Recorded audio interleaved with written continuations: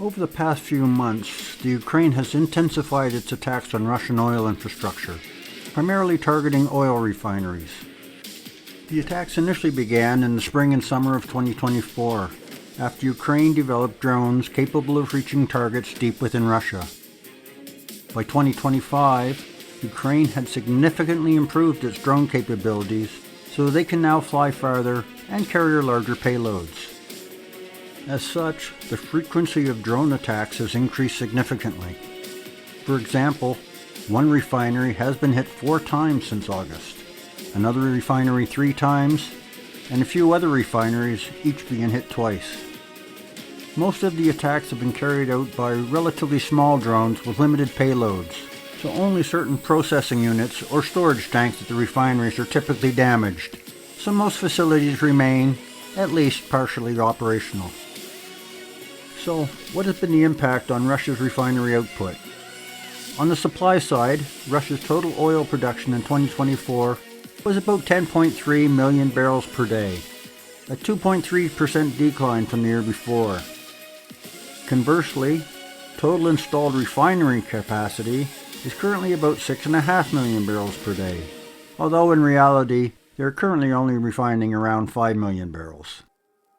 However, since August of 2025, 16 Russian oil refineries have been attacked, representing around 38% of the total installed capacity, although the actual drop in output is significantly smaller due to the low utilization rate of total capacity.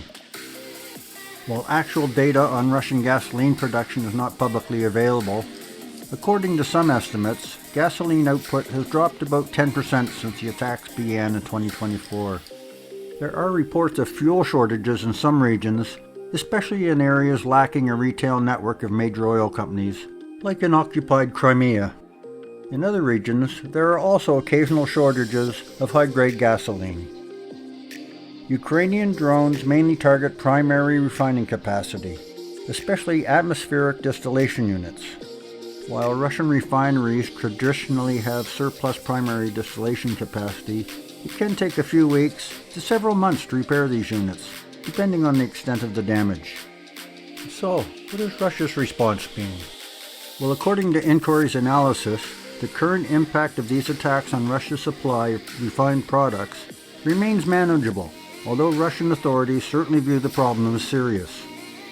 To date, the government has imposed or extended bans on gasoline and diesel exports, and is preparing to import gasoline and related petroleum products to cover domestic shortfalls. These fuel imports are expected to come from various countries, including Singapore. In fact, Belarus has already increased its exports of gasoline and diesel products to Russia to help supply affected regions.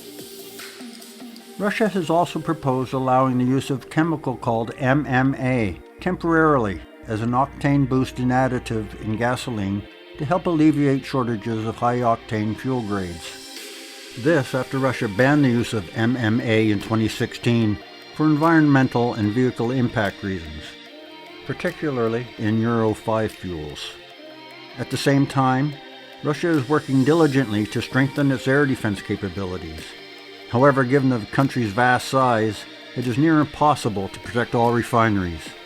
So the government has actually advised oil companies to install protective nets over distillation units and other equipment to help shield them from drone attacks.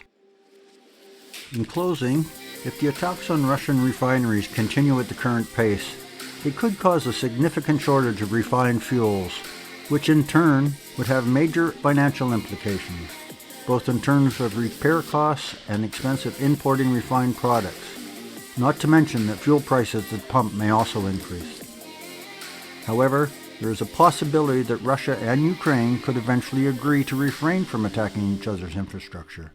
Such discussions have reportedly taken place, but so far Russia has refused to limit its offensive operations against the Ukraine.